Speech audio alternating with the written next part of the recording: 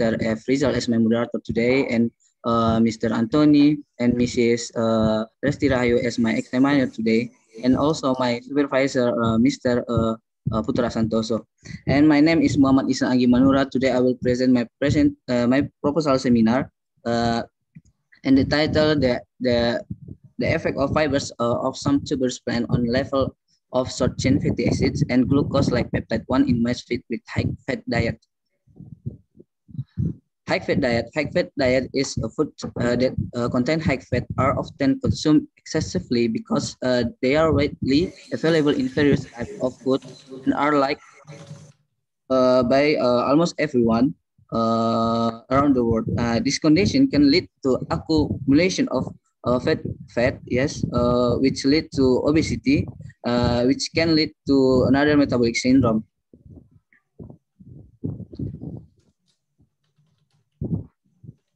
And however, it is known that dietary fiber can prevent obesity and another metabolic. And the question is, how does it work? So the first is fiber. When we consume the fiber, fiber will come in our small intestine first and go to our large intestine. In our large intestine, fiber will be fermented by the microbial gut in the intestine and produce our short chain fatty acid that there are acetic acid, propionate acid, and butyric acid, and acid and the short chain fatty acid can can stimulate the can become immunomodulator, and then can decrease inflammatory tissue in our body, and also can increase thermogenesis in adipose tissue, and also can stimulate our cell in our small intestine to increase GCG gene expression and to increase GLP-1 secretion, and then GLP-1 will help short chain fatty acid to increase thermogenesis, and also can increase insulin sensitivity, and also can decrease gastric emptying and to make food intake. And in my proposal before from another research, they explain that soybean fiber, seaweed fiber, sugar cane fiber were able to increase short chain fatty acid level in the intestine and GLP-1 levels in mice induced by high fat diet and high sucrose gain. And in my proposal, I will use bengkuang tuberus, Pachyrizus erosus, ganyong, Maranta rondinacea, and Talas mentawai, or Colacacia esculenta, and the last Garut Kana edulis. That because this tubers is the alternative tubers in Indonesian in Indonesia, and from my research, I hope these tubers can become functional food. And this is my problem formulation. That the first is which type of fiber is the most influential in increasing the mRNA expression of the proglucagon gene encoding GLP-1 in the ileum of mice feed with high fat diet. And the second, which type of fiber is the most influential in increasing the level of GLP-1 hormone in blood plasma of mice feed with high fat diet. And the third, which type of fibers has the most significant influence in increasing the short chain fatty acid production in mice feed with high fat diet. And my research objective, the first, to find out which type of fibers that is the most influential in increasing the mRNA expression of the proglucagon gene in all cells in the ileum of mice feed with high fat diet. And the second, to find out which type of fibers that is the most influential in the level of GLP-1 hormone in mice feed with high fat diet. And the last, to find out which type of fiber that has the most significant influence in increasing the short chain fatty acid production in mice with high fat diet. And my benefit research is the first to provide information about the potential of these tubers that as the alternative food to prevent and treat metabolic disease, especially obesity and diabetes mellitus type 2, and also to increase the user value and economic value of tubers fibers use. And my research methods, and next is my research methods. First is time and place. This research conduct from May until August 20 and 21, and in animal physiology research laboratory Andalus University and biomedical laboratory faculty of medicine Andalus University. And this is my research design. In my research, my experimental method is a completely recommended randomized design or CRD with 6 treatments and 8 times replication. And this is my research design. I will use uh, 6 group. Group one that the treatment is mice feed with normal diet, and the group two my treatment is high fat diet, and group 3 until group 5 that's the combination of high fat diet and 25% of each tubers fibers. And for the dose of high fat diet based on Draw et al. 2018, and the dose of fiber based on Santoso et al. 2020. And for ND or normal diet or standard diet, I use Red Bio. Red Bio is a commercial livestock diet for rodents. And this is my schema. And this is my instrument and my materials. And next, in experimental procedure, the first is a provision of animals. So we will prepare mice, adult mice with 2 months old with body weight 20 until 25 grams. We got the mice from Balai Veterinary Baso with the strain DTE, and then we will acclimate for 1 week in animal room, and we will be fed with commercial diet at bio and aquatic string at libitum. And next of fiber extraction. So the first is each of the tubers are built and then wash, and we will blend, and we will soak in aqua dash in 12 hours, and then we take supernatan, and then we squeeze and steam, put in the oven dish and oven in 70 degrees Celsius in 16 hours, and the fibers is dry out, and then we blend and we storage. And my next parameter of observation, the first is level of glucosamine or GLP-1 with ELISA. So the first, my sample is the blood of mice. So I will collect the blood of mice from sinus orbitalis, and after that I will add inhibitor DPP4 inhibitor and centrifuge, and then I will take the supernatan or plasmon. I will prepare the standard duration of ELISA, and then standard is add to microplate, and I will add the antigen or my sample in microplate, and then I will add antibody primer, then add the HRP or Horsi radius peroxidase, and incubation, and after that washing, wash with wash buffer in 3 times, and then add the substrate solution A, and add the substrate solution B or TMB, and incubation again, and then add the stop solution and insert into the ELISA reader. And don't forget to set the machine with wavelength 450 nanometers and with 630 minutes. So after that, we will calculate the value of ELISA reader with this formula.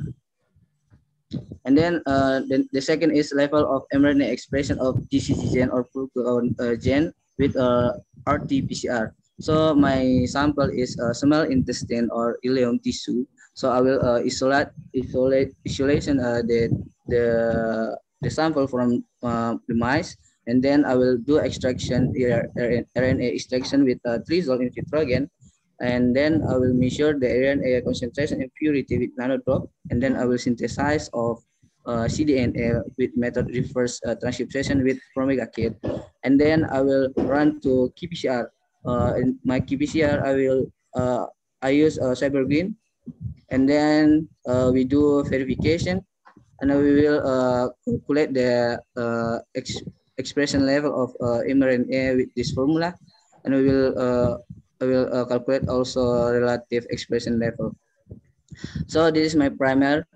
So and in this parameter, I will use two gene. The first is the gene target or glucagon or GCG gene, and then beta actin. Beta actin is my housekeeping gene, and this is my terminal site list from pre-denaturation until post extension. But I will do optimization first from this method. And then the last is level of short chain fatty acid in most phases with GCMS. So my sample I will collect from caecum of these mice. I will take the phases in caecum and add water and acetone. After that, I will heat the extract and centrifuge the extract and run to GCMS and then verification. So in this verification, I will select the highest peak and analyze of the target compounds and area presentation, and then data analysis. Quantitative data are analyzed by using analysis of variance of ANOVA for each individual and each group. If the results are significant, then the data are analyzed further by using Duncan's new multiple range test, the MRT, analyzed with P less than 0.05 is set as significance. And this is my implementation schedule. And thank you. Okay, back to moderator. Okay, thank you, Isan. Okay, sir. Thank you for Isan of the presentation, yeah, about 20 minutes. Well, ladies and gentlemen, now we are come to the suggestion, opinion, question, and answer session. Yeah? Okay. Before give the question, don't forget to mention your name. Yeah? Okay. First session, we give to the audience, give 3 questions, please, especially for the student. Yeah? Please give the question, opinion, suggestion to the Isan. Yeah? Okay, please. Any question, maybe? Please, a student. This one participant around 37. Yeah? Okay, we start. Okay. You can also use Indonesia to ask questions, not only in bahasa Inggris. Oke, ya, kami berikan kesempatan untuk 3 penanya dulu dari mahasiswa ya. Bisa bahasa Silakan, Indonesia juga Pak ya. Untuk suggestion. Kalau khawatir tidak bahasa Inggris. Kalau nggak perlu harus bahasa Inggris ya, boleh pakai bahasa Indonesia juga boleh aja. Kalau nggak apa. Please give the question. Sir, I want to ask, sir. Yes. Okay, well. Okay, before, thanks to moderator that give me the time. And let me introduce myself. My name is Sunita Astrina, and my concentration is Animal Physiology Research Laboratory. And for the question, maybe I wanna ask in bahasa. I wanna ask to Ihsan. Pertama, apa yang saudara akan lakukan jika ternyata primer yang saudara miliki itu ternyata tidak spesifik? Yang kedua, kenapa saudara lebih memilih IQ Cybergreen pada penelitian saudara? That's all from me, sir. Back to moderator. Okay, thank you, Yunita. Ihsan, you understand the question? Yes, sir. Okay, please answer. Yeah? Okay, thank you, sir. But before I answer the question, sir, could you mind to allow me to answer the question in Indonesian language, sir? Yes, Problem. please. Go ahead. Oke, terima kasih pertanyaan dari Yunita Astrina. Pertanyaan pertama itu terkait tentang primer. Jika primer yang digunakan itu ternyata tidak spesifik, maka apa yang akan digunakan? Apa yang Anda lakukan? Jadi yang jika primer yang sudah didesain ini tidak spesifik terhadap gen targetnya, maka akan dilakukan pendesainan primer lagi, yang mana pendesainan primer ini tentunya kami bisa dilakukan melalui beberapa software tertentu seperti Genius atau Primer Tree. Namun biar lebih mudah dan murah bisa melakukan di Primer Tree dengan memasukkan referensi sequence yang sudah dicantumkan untuk mendapatkan gen target dan bisa dimasukkan ke Primer Tree dan di blast sehingga mendapatkan desain primer yang akan dia berikan untuk berdasarkan gen target tersebut. Bisa sampai 3 atau beberapa dengan kriteria-kriteria tertentu yang memang bisa digunakan untuk primer pada gen tersebut. Dan untuk penggunaan, dan itu pun akan tetap dilakukan optimasi apakah memang betul itu berhasil atau tidak. Dan untuk kenapa saya menggunakan Cybergreen? Kenapa saya menggunakan Cybergreen? Pertama, Cybergreen ini sangat mudah didapatkan. Kedua, sangat murah. Sangat murah dan mudah digunakan. Tidak perlu mendesain seperti Tagman Prop. Namun di samping itu, Cybergreen ini memiliki kekurangan yang mana mampu mendeteksi non-gain targetnya, non-sequence target yang kita tuju, dan ataupun juga bisa membaca dimer primer. Dan jadi kesimpulannya juga Cybergreen ini sangat berpatokan pada kespesifikan primer yang kita desain. Mungkin dikembalikan kepada moderator. Okay, thank you, Mr. Ihsan. Yunita, you are satisfied or not? I'm satisfied, sir. Answer of the Ihsan. Mau bertanya lagi, sir. Jadi Ihsan di sini akan melakukan desain primer lagi. Baik, izin menjawab Pak Moderator. Jadi di sini dari sequence primer yang saya dapatkan pertama ini merujuk pada artikel penelitian Hamousen pada 2011, dan di sini jadi saya merujuk ini berdasarkan Tasci dan Bingol 2018. Jadi di sini primernya saya merujuk ke sini, dan sebelumnya akan dilakukan tetap dilakukan optimasi terlebih dahulu apakah memang tetap spesifik atau tidak. Okay, Yunita, what do you think? Okay, sir. I'm understood, sir. Thanks to Ihsan, and back to moderator. Okay, thank you Okay, for the satisfied. question. Yeah?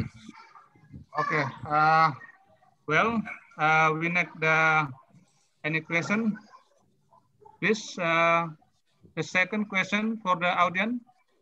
Please give the Ihsan ya. Pak, Next question. sekalian aja nih. Itu apa beda primer dengan prop itu, Ihsan?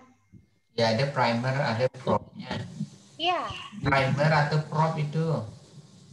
Oh, sorry sir, sorry miss, I'm typo miss. It's mean just primer. Yang sebenarnya apa? Primer miss. Okay, only primer Primers. things ya. Yeah, only primers. Okay. I'm so sorry. Okay. Only primer this one ya. Yes sir, Ihsan, ya? only primer. Yes, only primers. Okay, okay. Well, we next question. Nathan. Aye, sir. Okay, please. So you face Fajri. Your video. Kamera Fajri enggak berfungsi, Bu. Modus. Modus ya. Modus belum. Okay, any question, please? Fajri, Pak. Okay. Oke. Assalamualaikum warahmatullahi wabarakatuh. Waalaikumsalam wabarakatuh. Let me introduce myself. First, thank you for moderator, and I want to ask to presenter. My name is Fajri, and my focus in taxonomy invertebrate. I want to ask to Ihsan. Speaking bahasa boleh kan, sir? Boleh. Okay, no problem. Please, you may change. Oke, San. Pada tujuan penelitian, San, tadi kan ingin mengetahui apa-apa saja.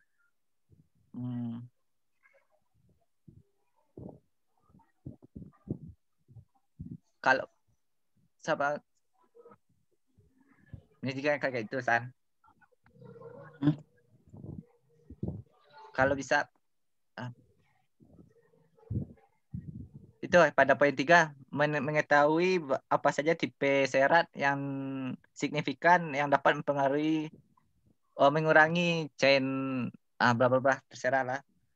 Apakah ini juga berfungsi pada manusia, San? Soalnya kan skala mencit dan manusia itu kan berbeda. Apakah ini bisa juga diterapkan pada manusia? Mungkin dibalikkan pada moderator. Okay, well, thank you, Padri. Okay, Ihsan, understand the question ya. Okay, sir. Okay, let me to answer, sir. Okay, sir. Thank you. Mungkin terima kasih juga pertanyaan dari saudara Fajri. Jadi untuk rumusan masalah yang poin nomor 3 itu, jadi di sini saya masih bertanya-tanya dari keempat jenis serat itu nanti, dari 4 jenis serat tersebut yang mana yang memiliki peran yang sangat optimal dalam meningkatkan kadar SCFA, pemproduksian SCFA di itu khususnya di mencit percobaan ini yang sudah diinduksi dengan pakan berlemak tinggi. Jadi maksudnya ini apakah ini bisa diasumsikan juga dengan manusia? Jika untuk secara mekanisme bisa diasumsikan secara manusia. Maksudnya mekanisme ini mekanisme pemproduksian SCFA ini. Karena di usus mencit, di usus mamalia terkhususnya, di usus mamalia memang produksi SCFA ini sangat penting. Karena di usus mamalia, terusnya di bagian kaikum, itu terdapat bakteri-bakteri khusus yang mampu memfermentasikan serat yang tidak bisa dikonsumsi, serat yang tidak bisa dicerna oleh mamalia itu sendiri menggunakan enzimnya untuk menghasilkan SCFA. Namun untuk skala pengujiannya dilakukan sampelnya itu menggunakan macit. Hal ini juga bisa diasumsikan seperti manusia, namun tidak seakurat mungkin. Namun karena ini kajiannya tentang pencernaan mencit dengan manusia itu pencernaan mamalia sama, jadi bisa berujuk juga untuk ke manusia nantinya. Dikembalikan kepada Bapak Moderator. Oke, Padri. Ya, Pak. timbul lagi pertanyaan Fajri boleh Pak? Oke. Oke. Mungkin San bantu Fajri meluruskan pikiran Fajri. Apakah memungkinkan kita yang manusia juga untuk menerima dampak yang sama dengan mencit, kita mesti makan pakan yang sama dengan mencit? Oh, let me to answer, sir.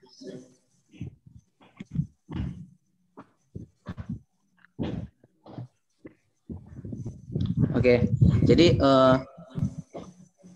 jadi kan mungkin maaf, mungkin bisa diulangi lagi pertanyaan dari Pak Jiri. Saya agak rada lupa. Oke. Pakannya itu supaya kita manusia menerima dampak yang sama dari penelitian Ihsan terhadap mencit, apakah manusia juga mesti memakan pakan yang sama dengan mencit supaya dapat menerima hasil yang sama dalam penurunan lemak pada tubuh?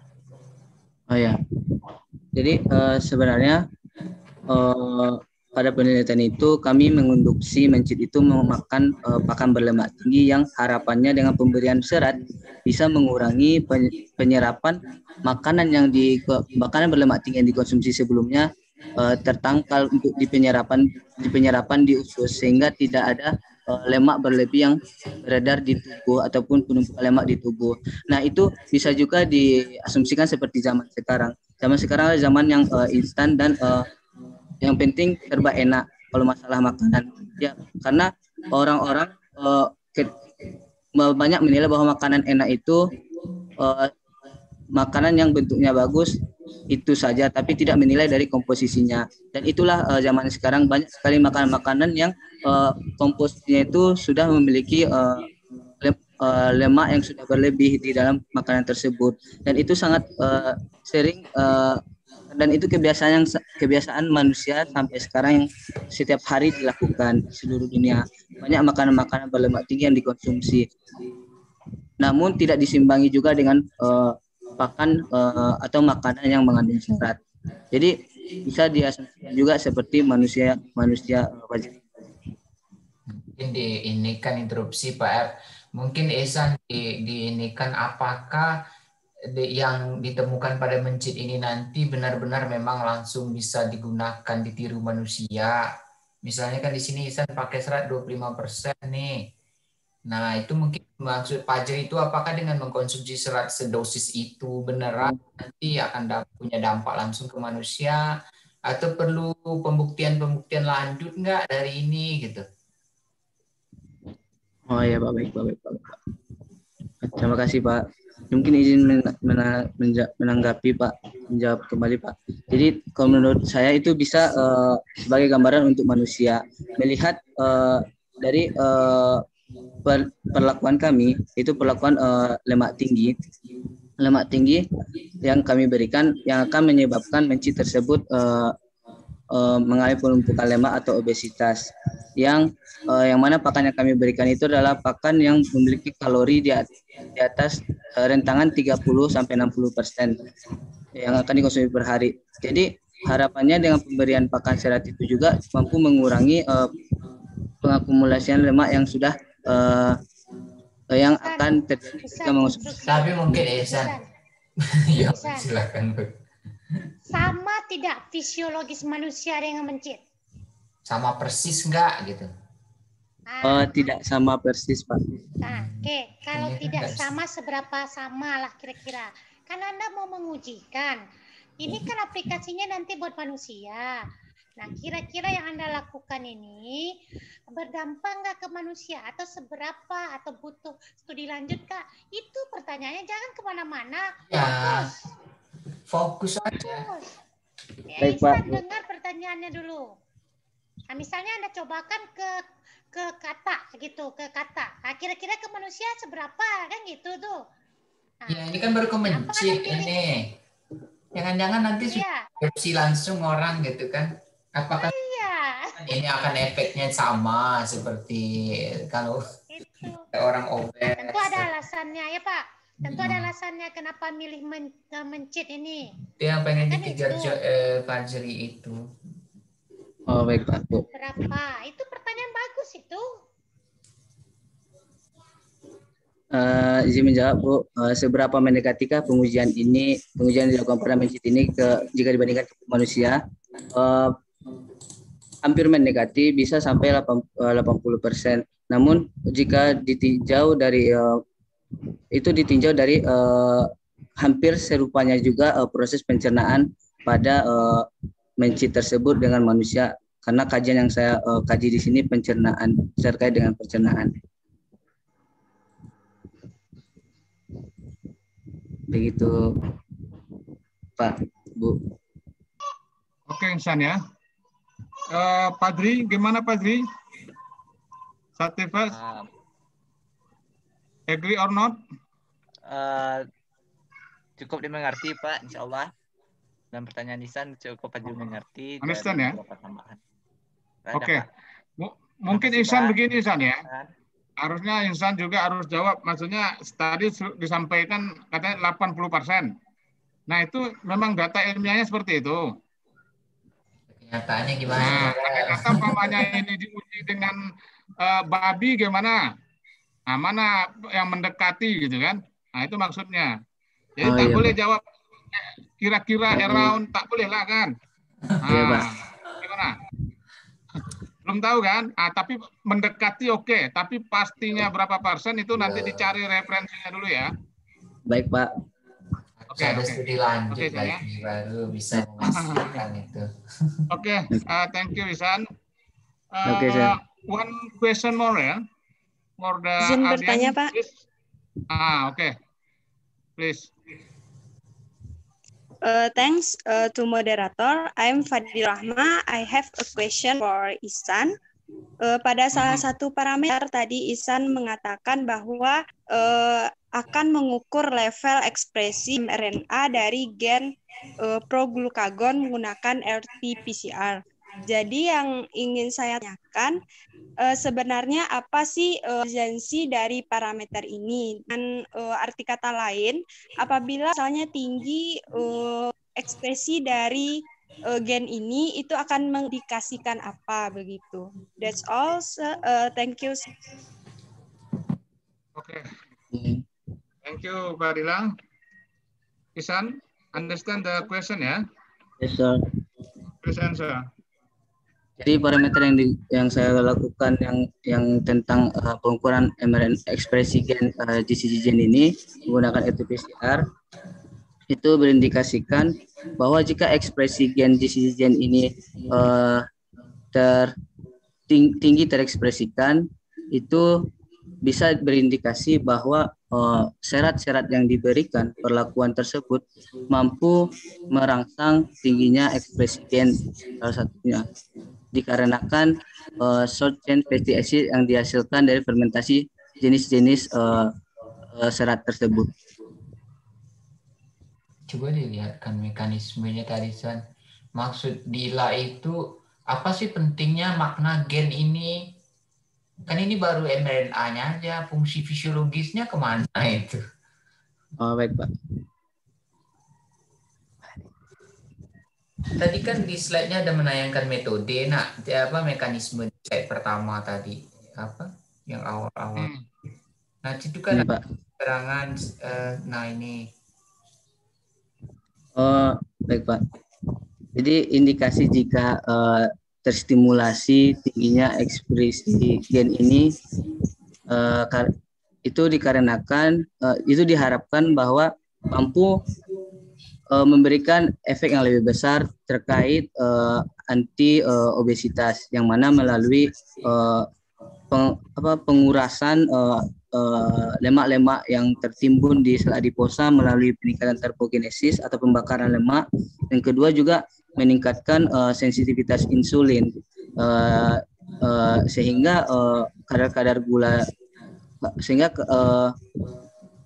mampu mengurangi juga penumpukan lemak yang terjadi, dan juga mengurangi pengosongan lambung, sehingga dengan lamanya pengosongan lambung ini juga mengurangi selera makan. Jadi yaitu Pak, dikembalikan Pak.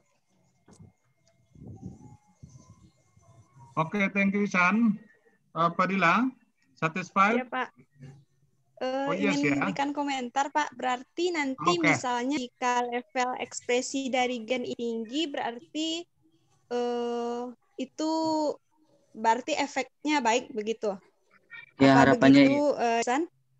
Iya, Saudari Fadila. Iya. Jadi karena GLP-1 ini memiliki regulasi yang sangat banyak kepada sistem-sistem metabolik yang untuk keseimbangan sistem metabolik.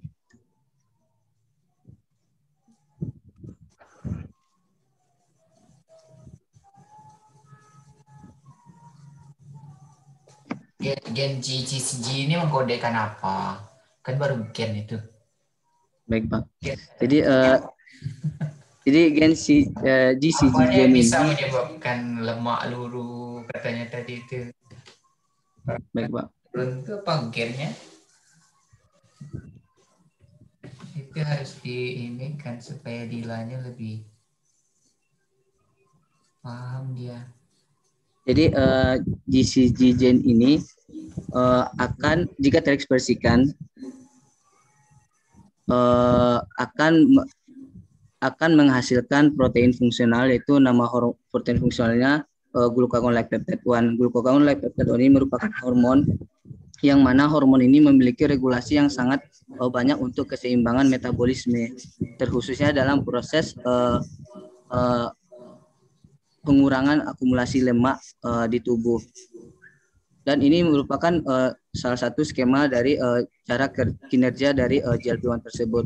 Salah contohnya untuk meningkatkan termogenesis sehingga penumpukan lemak juga semakin berkurang, dan juga malah bisa mengobati terkait diabetes 2.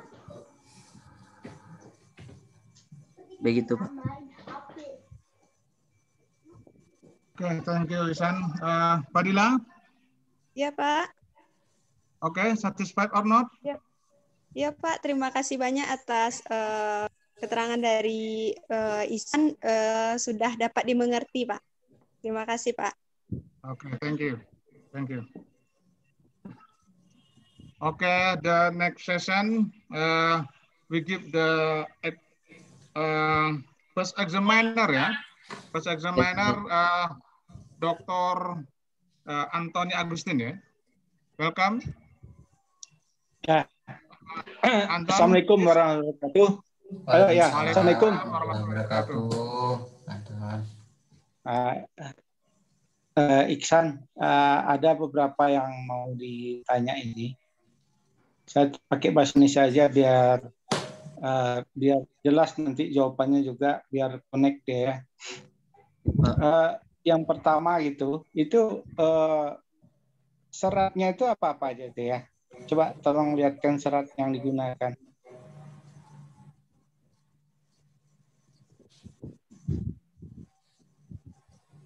Ini, Pak. Ya, bengkuang. Kemudian ganyong. Ganyong ini apa nih? Ganyong ini apa nih? Bahasa ini yang lain. Ganyong ini merupakan bahasa ini, Pak. Bahasa daerah dari jenis tanaman ini, Pak. Ini biasanya ini didapatkan juga di daerah-daerah Bengkulu gitu, Pak. Ya, apa tuh kalau di kita apa namanya tuh? Apa tuh? Ganyong tuh. Ini talas mentawai. Kemudian terbalik fotonya itu Pak, terbalik fotonya itu talas mentawai yang di Garut itu tuh. Itu kan bintang itu. Terbalik ini. Betul, terbalik. Iya, Pak, terbalik. Jadi ini ada saran saya gini. Iksan, nanti ini PPT-nya nggak usah ada pakai garis apa yang melingkar nih, apa nih biru. Dari sarankan tuh Pak polos aja, tapi suka itu kacau jadi. Karena nanti pasti ya. Nah, sekarang pertanyaan saya, apa kira-kira kenapa digunakan ini serat-serat ini, tumbuhan-tumbuhan ini, talas, mentawai, ganyong, Bingkuang. Kenapa yang nggak lain? Banyak yang lain itu. Kenapa yang 4 ini? Silahkan. Ya, Pak. Izin menjawab Pak. Untuk alasan yang pertama, untuk alasan yang pertama, keempat jenis ini pada umumnya di masyarakat ini merupakan pakan alternatif Pak. Yang mana pakan ini pakan yang dikonsumsi ketika makanan pokok itu tidak ada Pak. Jadi itu jadinya menimbulkan pertanyaan Pak untuk meningkatkan eksplorasi dia pakan alternatif apakah memiliki manfaat yang lebih tinggi sehingga bisa berpotensi menjadi pakan fungsional nantinya Pak. Dan kajiannya menggunakan pakan-pakan ini di parameter yang saya lakukan juga masih sedikit Pak. Kalau nggak salah saya, kalau pakan itu biasanya untuk makanan ternak. Hewan, bahasanya itu dari pangan mahasiswa. Oh, pangan Pak, pangan. Binatangnya pakan. Saya nggak mau makan pakan, kita nggak mau makan pakan. Pangan maksudnya Pak. Nah, ya, kalau pakan udah mirip. Kalau ternak ya Pak. Ya Pak. Itu satu alasan kamu. Ada yang lain nggak alasannya? Ini kan pakai pangan alternatif. Ada yang lain nggak? Yang satunya lagi yang itu Pak, penelitian yang menggunakan umbi-umbi ini seperti umbi ganyong, talas, mentawai dan garut ini masih sedikit Pak. Oh gitu. Jadi nggak ada hubungannya dengan seratnya. Iya Pak. Nggak ada hubungannya dengan seratnya. Gimana hubungannya dengan seratnya? Ya justru Kemudian ganyong ini kan pangan alternatif.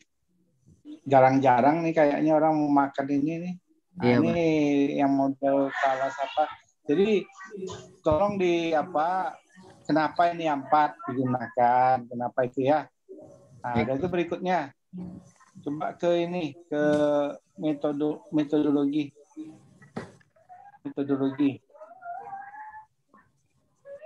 Nah, mana nih?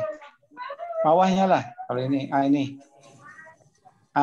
Tadi kan udah ada spesiesnya kan? Ya Pak. Bukan ini, bukan. Sebelum ini. Ya 9 itu. Nih. Tadi udah pakai spesiesnya, ini sekarang udah enggak. Balik ke SP lagi Pak. SP lagi. Gimana nih maksudnya apa? Kalau nggak jumpa sama itu nanti boleh ganti gitu spesiesnya. Iya, Pak, dipastikan. Sebenarnya Pak, tadi sebelum pelaksanaan seminar ini Pak, laptop Ihsan berkendala Pak. Jadi Ihsan salah kirim file Pak yang sudah direvisi sebelumnya Pak. Jadi ini Ihsan pakai yang betul nih. Pakai itu Pak, Maranta rundinasi Pak. Pakai nama genus Pak. Pakai nama spesies Pak. Ya harus jelas loh nanti. Iya, Pak. Gini. Artinya kalau pakai spesies nanti kalau yang Anda maksud nggak jumpa bisa diganti yang lain. Sudah berubah dia. Ya Pak, ini udah teridentifikasi Pak. Iya, nggak maksudnya kalau pakai SP tadi belum jelas spesiesnya. Iya Pak. Saya sangka kalau misalnya nanti nggak jumpa dengan yang spesiesnya tadi itu, kamu bisa ganti aja yang lain. Itu maksudnya, ya. Baik Pak. Sekarang saya ringan-ringan aja pertanyaannya ya. Ada 6 perlakuan, kemudian ada 8 ulangan. Dari mana dapat 8 ulangan nih? Jadi rame ulangannya Pak. Ulangannya jelas. Gimana? Dari mana dapat 8? Saya kan mau nguji yang mudah-mudah aja nih. Dari mana dapat 8 ulangan? Jadi ini Pak, 6 perlakuan, 8 ulangan ini itu didapatkan berdasarkan itu Pak,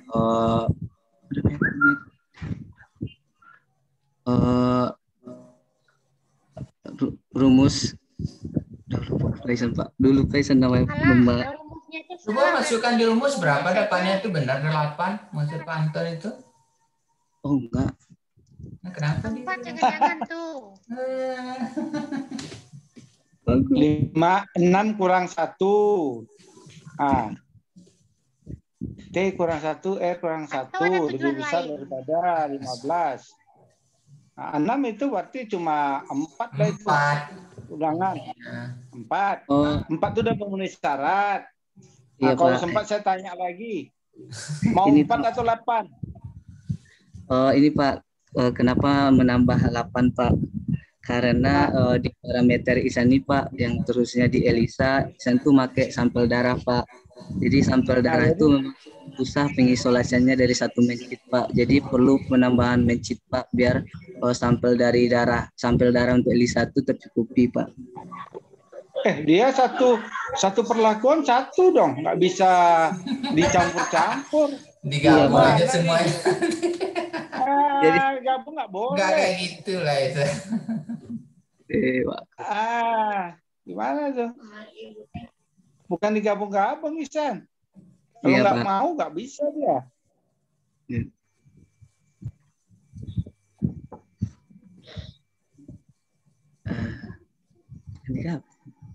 Gimana itu? Berapa mili perlu darah?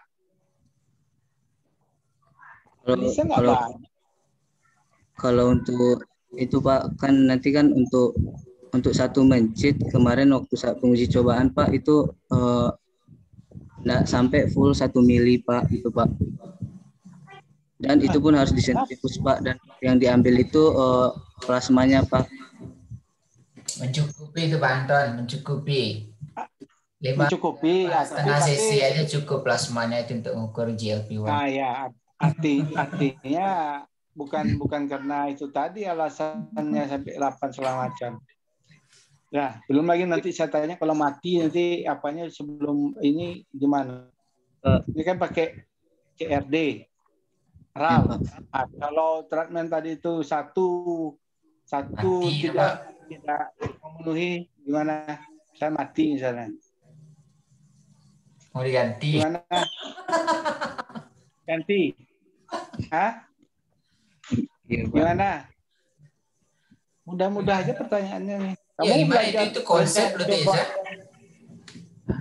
Analisis statistiknya, apakah akan diganti rancangan percobaan, apakah akan diganti hewannya, atau dibatalkan eksperimennya, atau gimana? Gimana? Kalau ini Pak, kalau misalnya Pak diganti hewannya dengan hewan cadangannya gitu Pak. Dia udah terlambat ininya ya, udah terakhir ini kan udah terakhir nggak? Udah mana ada minggu ngulang lagi. Udah, itu makanya udah selesai maksudnya Pak.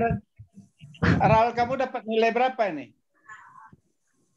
Rancangan percobaannya dapat nilai berapa kamu dulu nih? Halo, Iksan. Ya, kamu Pak, dapat ya, nilai rancangan percobaan berapa? Kemarin statistik amin Pak. Dapat amin pula lagi. Kalau saya ngajar tuh itu saya ajar itu. Jadi kalau RAL tuh kalau ulangannya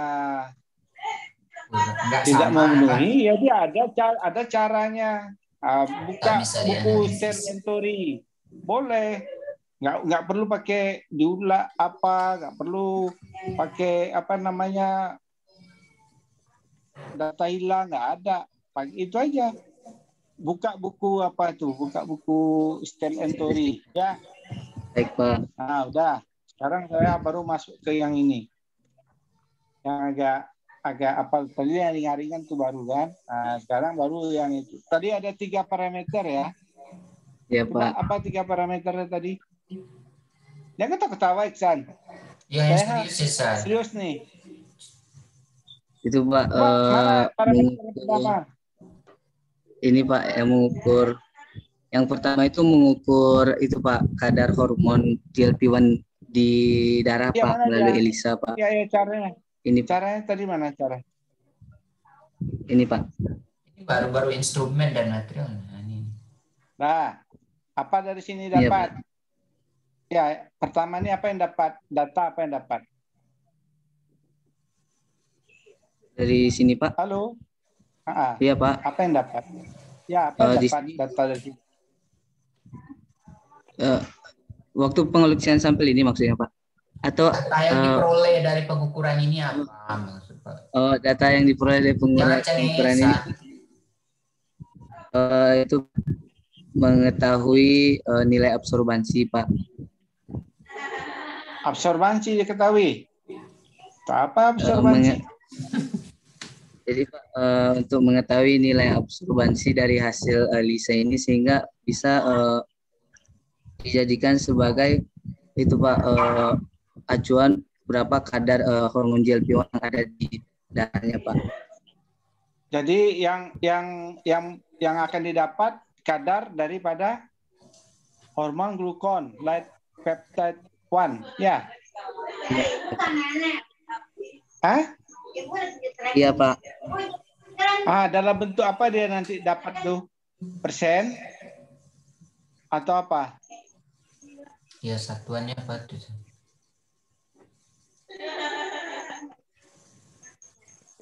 Kadar hormon itu biasanya dinyatakan dalam bentuk apa? Dari papan pasipan.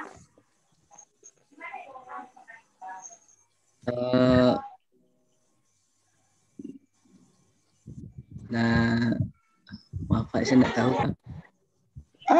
Sebanyak itu kalau bisa tahu kadar hormon itu dalam bentuk apa dinyatakan satuannya, apakah persen gitu Pak tadi dalam satuan khusus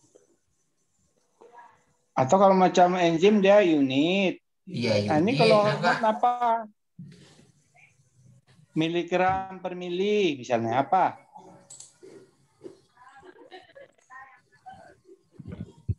Nggak tahu Iksan nih. Aktivitas atau bukan Iksan? Iya Bu. Ini titer atau aktivitas? Jumlah atau aktivitas? Ini kayak jumlah Bu. Ini absorbansi udah ada dapat. Kemudian udah ada pula standar. Pasti ada lah ini apa ya? Dalam bentuk apa ini?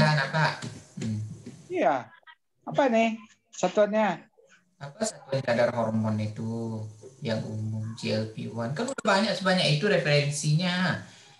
Yang hormon ini pastilah ada data satuannya.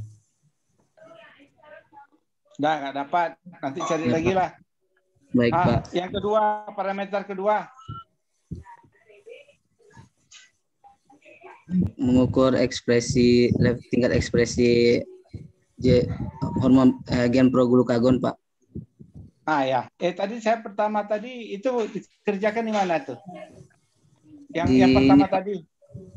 Di biomedik Pak. FK Unan itu Pak. Di biomedik. Yang ini di mana kerjanya nih? Medik kan kita belum punya peralatan ini. Iya, kalau ini mana nih? Kalau ini Pak dikerjakan di laboratorium UGM Pak. UGM. Nah, sekarang pertanyaan saya, kamu ngerjain atau analis yang ngerjain?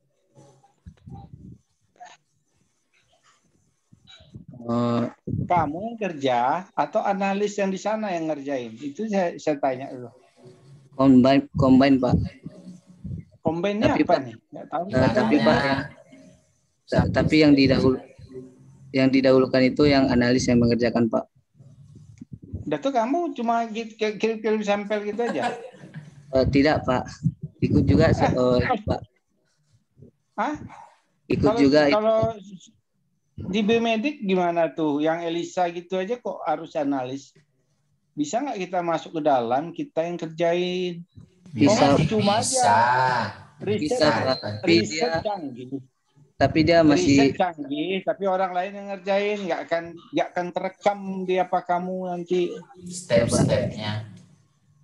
Bisa Pak, tapi masih tetap dipandu juga gitu Pak. Itu makanya saya tanya, rugi kita kalau orang ngerjain, kita cuma ilmunya nggak dapat, datanya aja yang dapat.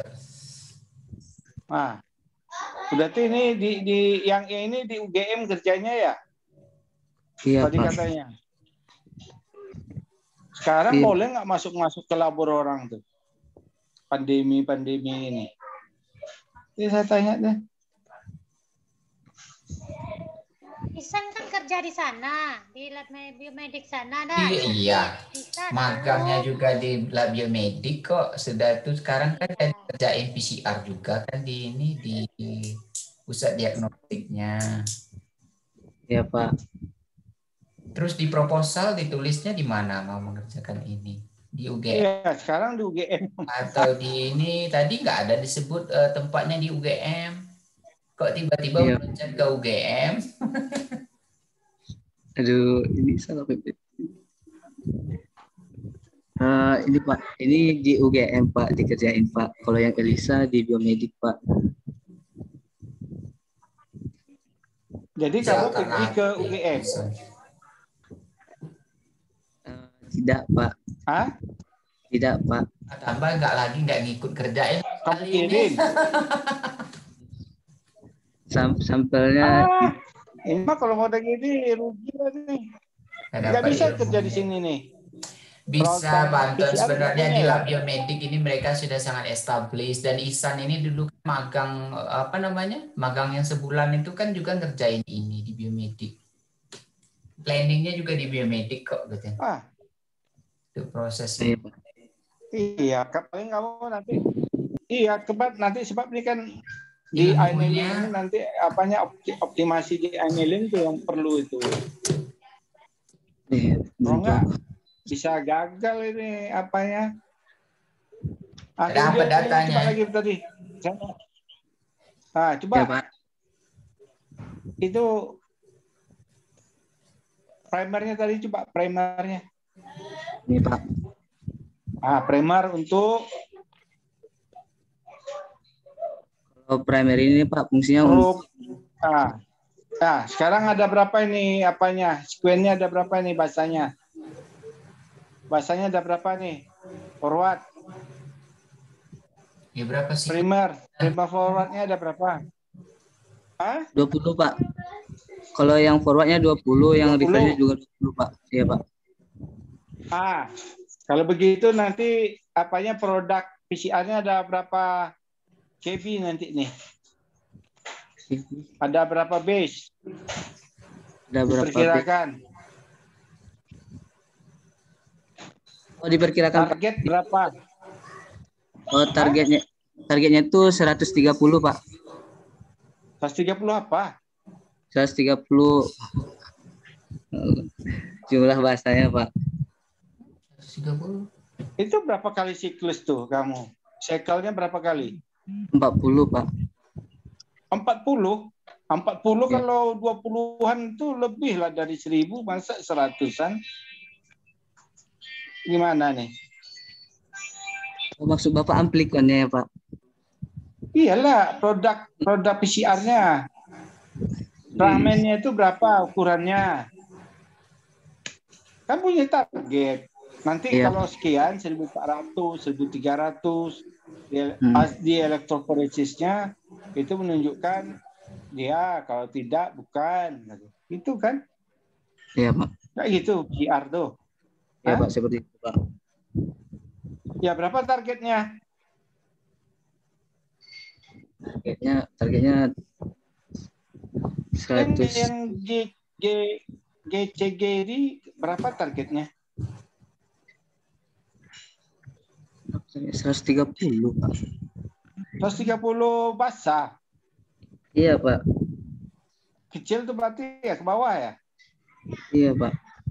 Nggak ada kamu apa? Nampak coba salah satu ini yang bingol ini mana hasil PCR-nya? Ada nggak? Dalam bentuk apa nanti?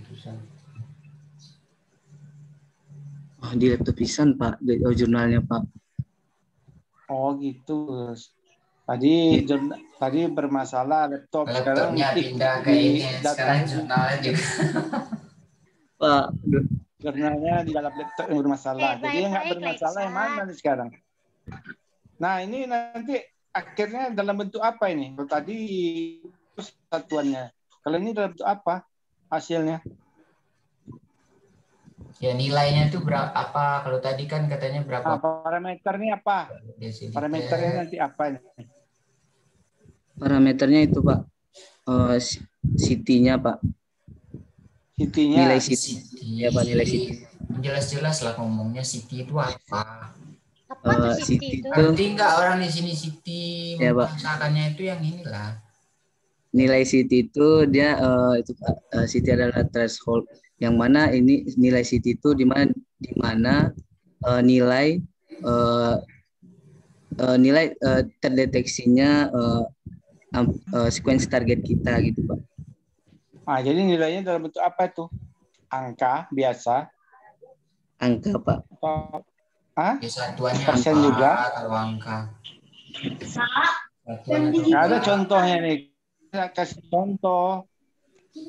Oh iya Pak. Ini ada peak-nya, ada apanya segala macam. Kemudian nanti keluar dalam bentuk apa? Data, Baik, Pak. angka dalam bentuk apa? Nah, itu yang ketiga. Yang ketiga apa? Parameter ketiga. Yang ketiga mengukur SCFA Pak menggunakan GCMS. GCMS. Di mana dilakukan GCMS? Ini di Labcast Pak. Labcast Sumbar. Sumbar. Di farmasi ada itu. Itu ini nggak karena yang kamu bayangkan kan, kamu sebenarnya canggih-canggih nih udah GCMS. Kenapa bisa dengan GCMS? Apa yang dilihat? Apa yang dilihat? Kalau yang saya mau lihat sini Pak menggunakan GCMS itu Pak kadar SCFA-nya Pak, kadar asam propanat, butirat sama asetatnya Pak di feses matching-nya Pak. Itu kan campuran. Ya, Pak. Apakah kamu melakukan ini pemurnian atau apa? Lewat kolom dulu. Di kolom langsung aja masuk ke GCMS. Di itu dulu Pak, di kalibrasi Pak. Kalibrasi kemana? Di pemurnian Pak. Maksud saya supernatan ini kan banyak nih, bukan itu aja isinya. Cuma supernatan proses lagi macam-macam enggak Mas supernatan nanti dipisahin lagi di unit spesifiknya. Preparasinya. Atau itu saja yang langsung dianalisis. Kalau ini Pak, ini langsung saja dianalisis nanti Pak, diinjeksi ke itu Pak, ke GCMS-nya. Iya Pak. Jadi langsung aja feses dulu tuh, feses tambah aseton air, dipanaskan. Kan gitu tuh biasanya, kalau nggak masuk kolom. Kemudian atau ditarik dulu lipid-lipid apa tuh, nanti baru di itu. Ya. Baik, Pak. Jadi ini 3 parameter, 3 tempat. Aduh, saya nggak bisa juga membayangkannya nih kerja kamu nih dalam waktu yang berapa bulan tadi? 3 bulan, 4 bulan? Iya Pak, 4 bulan Pak. Mei, Agustus. 4 bulan Pak. Nanti ini keluar apa nih nanti hasilnya? Ya Pak.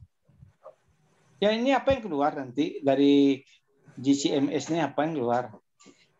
Kalau GCMS, yang keluar dari GCMS ini itu Pak, senyawa yang terdeteksi, senyawa ringan yang teruap, yang terdeteksi dari mesin ini Pak. Yang notabene-nya terdeteksi ini sudah teridentifikasi dari database yang ada di mesin GCMS-nya Pak. Sekarang pertanyaan saya. Jadi yang diralkan tadi yang parameter mana aja? Maksudnya Pak? Ya, akan dianalisis dengan data.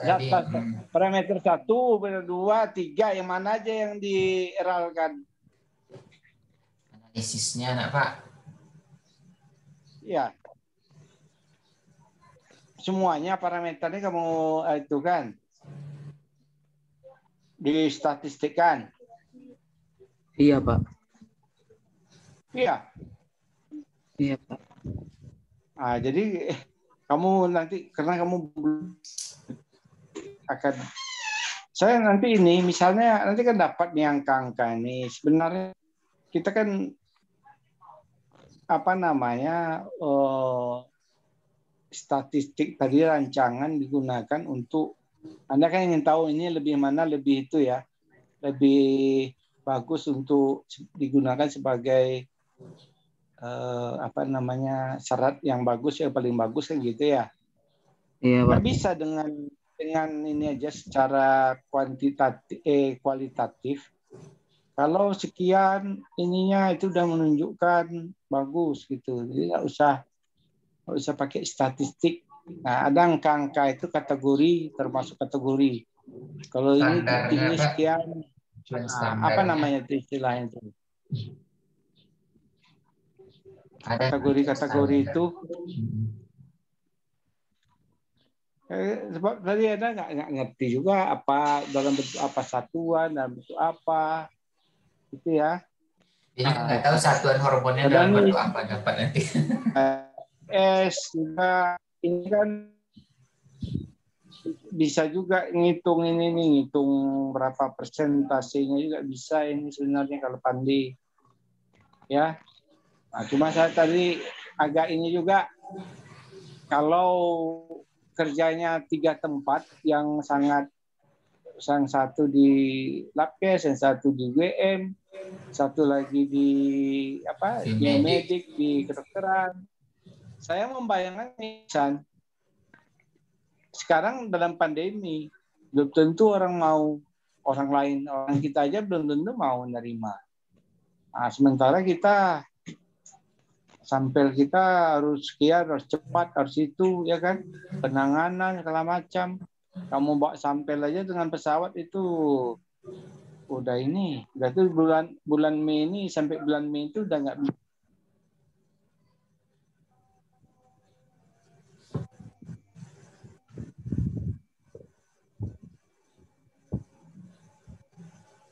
Gimana Bu Ayu lebih tahu lagi di mana, atau lebih Pak Putra lebih tahu lagi kan di mana tempat yang paling memudahkan itu tadi. Saran saya gini, jangan sampai ini udah bagus para parameter yang mau dikerjakan,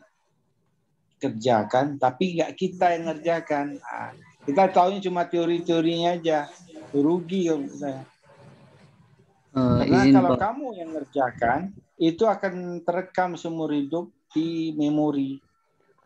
Nanti kalau ada orang cek penelitian ini, plan itu, cara kerjanya, kamu bisa apa namanya istilahnya, bisa mengkoreksi, bisa apa ya kan? Apa dengan real time PCR tadi, annealing temperatur annealing itu sangat menentukan. Nanti orang tua aja yang tahu, kamu nggak tahu. Optimas. Ya kan? Isolasi segala macam itu ada teknik tuh tertentu yang punya ini. Apa kata Pak Putra, kamu udah 1 bulan magang. Berarti udah familiar dengan mikropipet segala macam itu kan 5 mikroliter cuma tuh enzim di PCR tuh yang harus diapakan. Jadi mudah, nggak susah lagi. Ya itu aja saran saya Pak moderator, Pak Efrizal. Ya, jadi yang ringan-ringan mudah-mudahan pertanyaannya nggak susah. Cepat aja kerja. Nanti kerja paling nih efisiennya habis lebaran lagi kan. Atau udah dikerjakan, nanti mau saya tanya tuh. Belum ada aja nak. Ada Pak. Belum ada Pak. Baru latihan aja nih. Belum ada dikerjain. Ini pertanyaan terakhir lah. Yang tadi udah tahu nggak apanya? Memang itu. Yang dari Mentawai itu harus diambil dari Mentawai lagi. Iya Pak. Enggak bahan-bahannya kalau iya lagi. 100. Aduh, itu ke Mentawai pula lagi ngambilnya. Enggak Pak, dikirim Pak, dipesan Pak. Oh dikirim, saya kok bawa pula ke sana. Jangan salah lagi itu ya, mana yang Mentawai ya mana itu ya. Pak. Baik Pak Putra, Pak Ayu, mohon maaf, saya tidak kamera tidak. Ya. Terima kasih banyak Pak.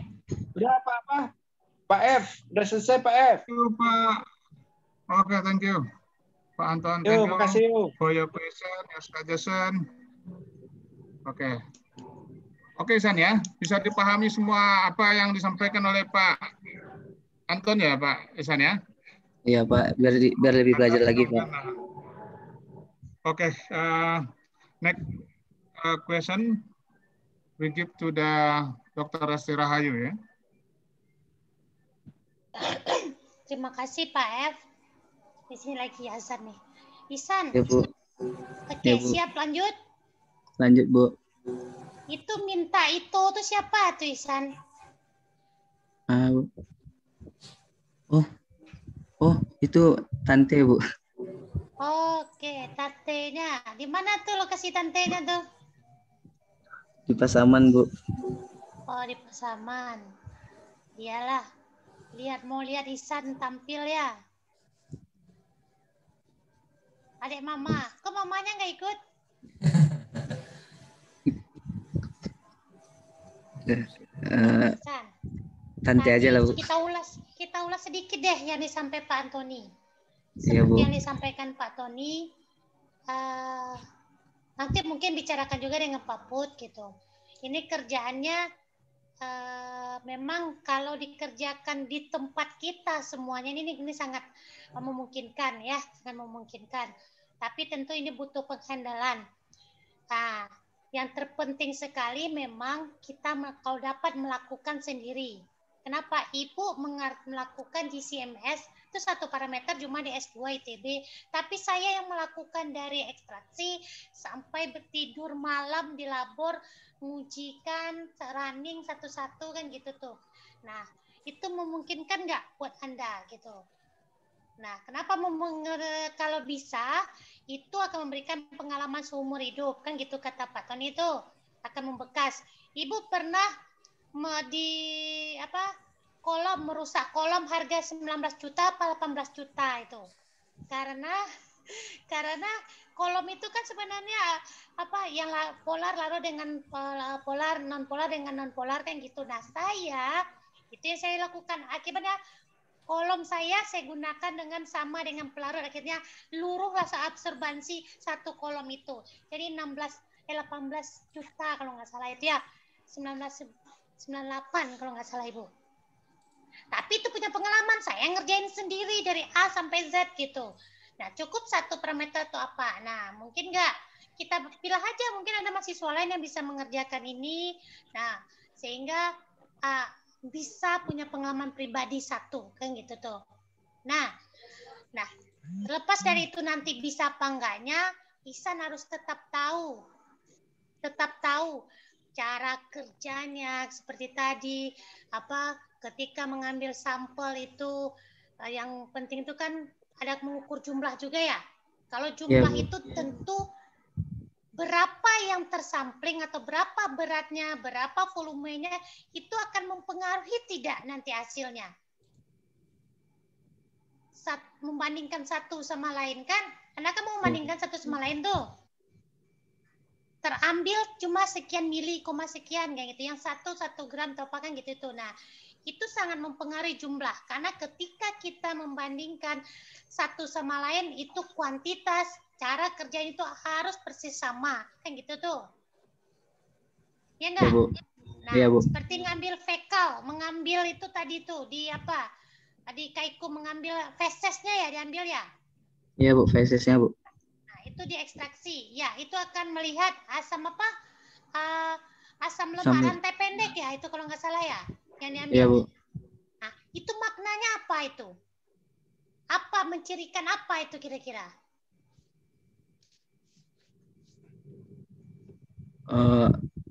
Izin menjawab Bu. Izinkan kok. Short chain fatty acid. Langsung aja dijawab. Ya Pak, short chain fatty acid yang dihasilkan dari yang terdapat di Kaikum itu mengindikasikan bahwa serat-serat yang dikonsumsi itu bisa sangat berpotensi untuk menghasilkan SCFA yang sangat memiliki manfaat yang banyak untuk tubuh, Bu. Gimana? Jadi short chain fatty acid yang bisa kita dapatkan dari feses mencit itu bisa berindikasikan bahwa perlakuan serat-serat dari serat-serat yang kita berikan itu memiliki potensi yang sangat baik, Bu, untuk menghasilkan SCFA, Bu. Oke, ketika kadar itu tinggi ditemukan, misalnya di perlakuan 2, misalkan di Canaedulis gitu ya, itu apa maknanya? Itu paling tinggi misalkan, apa maknanya? Maknanya, Bu, berarti pertama Canaedulis itu memiliki potensi yang tinggi untuk bahan fermentasi bagi bakteri di kumbu. Yang kedua, bahwa kadar serat yang ada di potensi tinggi dalam fermentasi apa? Fermentasi seratnya, Bu. Fermentasi serat oleh bakteri yang diusus, Bu. Yang kedua, dia berarti umbi tersebut memiliki kadar serat yang paling tinggi daripada serat-serat lainnya. Kalau tinggi ditemukan, berarti dia difermentasi lebih bagus oleh si bakteri, gitu? Iya, Bu. Berarti dia sangat bagus dijadikan sebagai sumber salah satu untuk menghalangi terjadinya obesitas, gitu? Iya, Bu. Oke. Nah, sekarang kita lihat lah ya, ke depan satu-satu lah. Coba lihat, Ihsan lihat judul Ihsan, research objektifnya. Ihsan terlebih dahulu kan tidak mengkondisikan dia obesitas ya, dia kan pencegah ya. Iya, Bu. Kalau dikatakan dia memang obesitas, apa kategorinya nanti? Kategori? Ya, ketika itu misalnya itu memang udah mengkondisikan dia obesitas. Biasanya kan kalau kita kalau dia glukosa tinggi, dia lebih dari 100 kan gitu tuh. Nah, kalau yang ini gimana gitu? Sehingga karena ini sejalan, karena kita tidak mengkondisikan dia obesitas dulu, tapi dia kan sejalan. Nah, kategori dia memang menuju ke obesitas atau dia mengalami obesitas, apa kategorinya? Oh, ya, Bu. Untuk kategorinya itu di pra penelitian sebelumnya kami sudah melakukan, Bu. Itu dengan pengujian pakan berlemak tinggi pada mencit yang diuji, bahwa setelah diujikan ternyata ditinjau dari histopatologi hati mencit yang diinduksi pakan berlemak tinggi itu memiliki adiposit lemak yang sangat tinggi, Bu. Dan juga ternyata di situ hatinya juga mengalami nekrosis dan itu kan punya orang tuh. Ketika yang Ihsan lakukan dengan perlakuan ini, bagaimana Ihsan yakin kalau dia itu memang mencegah obesitas? Nah, kayak gitu. Mencegah obesitas. Kan mencegah obesitas. Ini kan pencegahan nih. Kalau mengobati tentu dibikin obesitas dulu, Nak Bun. Bikin gemuk dulu dia baru kasih. Iya, itu maksudnya. Kalau ini kan bareng-barengan. Dia sama-sama sehat kok awalnya.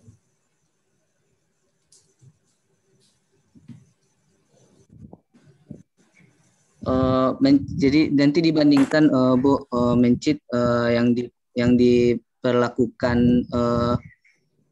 pakan serat dengan mencit yang diperlakukan dengan pakan berlemak tinggi, Bu. Yang dibandingkan itu kadar kontrol, misalnya kontrol lah, Anda punya kontrol ya. Iya, Bu. Kontrolnya dikasih misalnya. Seandainya kontrolnya itu tidak mencapai kategori obesitas di perlakuan Anda, kira-kira gitu. Kan kontrol dikata bandingkan dengan kontrol nih. Iya, Bu.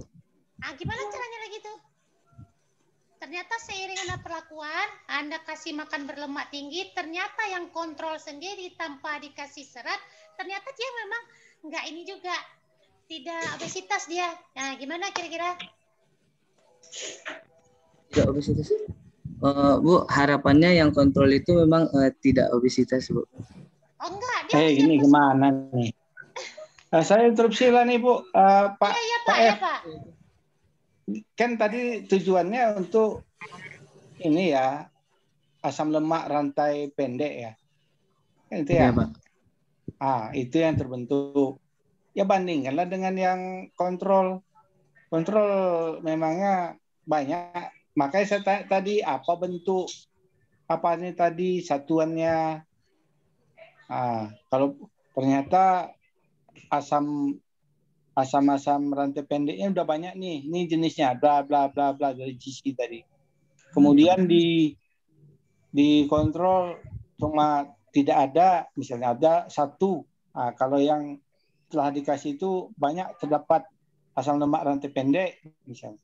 Itu kan bisa juga Anda diskusikan. Jadi nggak perlu pakai viralkan. Nah, itu kan salah satu juga. Banyak terbentuk rantai pendek.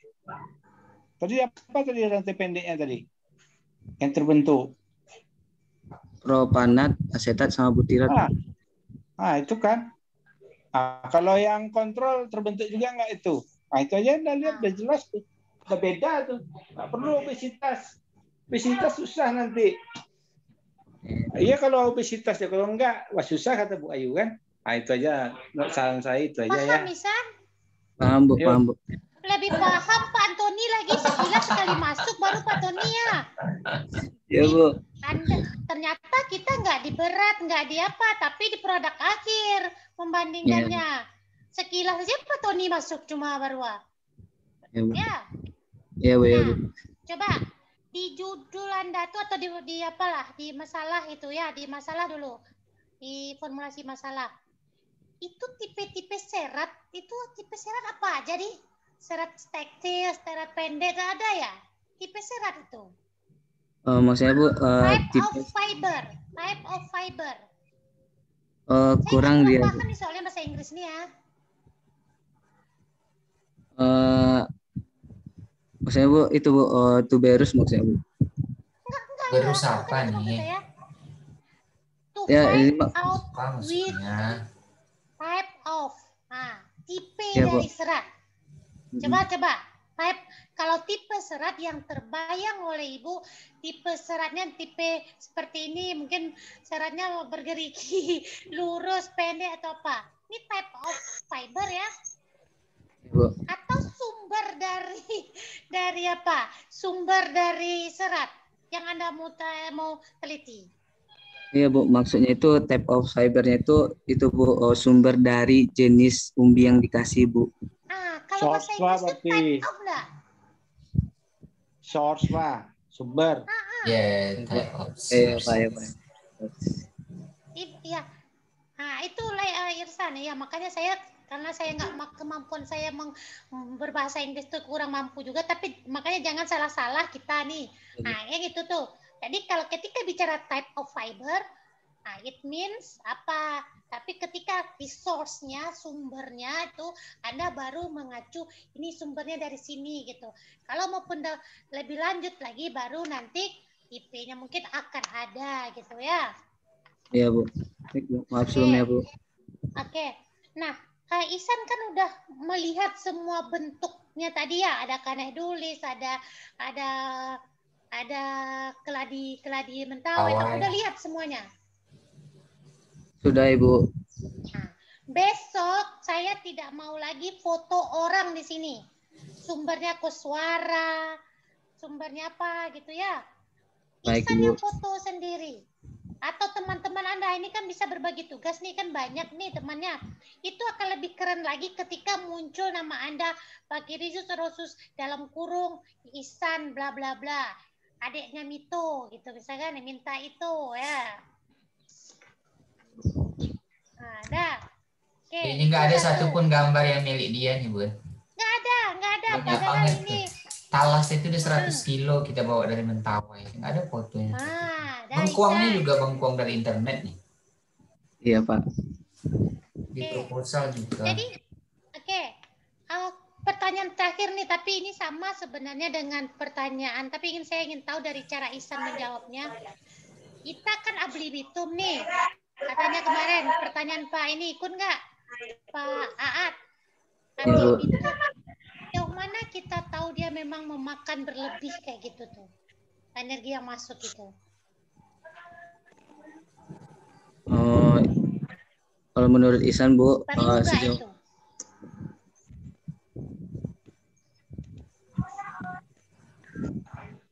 jawab aja lah langsung. Gimana cara Isan bisa memastikan kalau makanannya itu memang dia makan. Aku nggak mau ini lah lama-lama ini aku tahu teorinya nih. Ini teori nih. Gimana cara Isan bisa memastikan? Kan ad libitum katanya diberikan perlakuannya semuanya makannya itu. Nah terus Iya, Pak. nanti bisa bias kalau misalnya ada yang nggak dia makan. Artinya dia nggak gemuk-gemuk, nggak mengalami penyakit itu karena dia memang nggak makan itu kok gitu. Iya, dia nggak makan, tapi dia terserat ada atau seratnya mungkin enggak apa, seratnya dicampur atau apa. Atau Anda mendeteksi nanti di akhir asam amino mati rantai pendeknya sekian.